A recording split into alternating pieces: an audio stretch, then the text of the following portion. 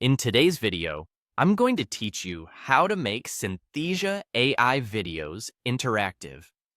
Start by opening your browser and heading to Google. In the search bar, type Synthesia and look for the official Synthesia site in the results. Click through to reach the platform. This route is helpful because it ensures you land on the correct, up-to-date URL. If you're not signed in yet, you may be prompted to log in before continuing. Once you're on the platform, look for the Create a Video option and click it. This opens the project space and brings up the template gallery, which is the fastest way to build an interactive experience without starting from scratch. Next, select the interactive category. This filters the gallery to templates designed specifically for viewer participation, such as quizzes and decision points. Using these saves time because they already include the structure and components needed for interactivity.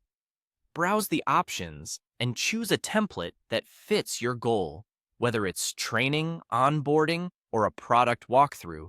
You can preview a template to get a feel for pacing and layout. Pick one that matches your tone and visual style so you'll have fewer edits later. Inside the editor, it's time to add 3 questions. Use the built-in question elements provided by the template. Add or duplicate question blocks until you have 3 in total. For each question, write a clear, concise prompt, add answer choices, and, if the template supports it, mark the correct answer.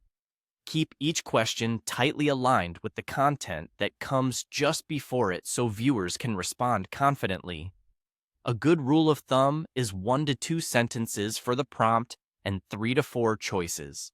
Avoid jargon and ensure the correct answer is unambiguous. If the template includes branching, connect correct and incorrect choices to the appropriate next scene so viewers receive relevant feedback or guidance.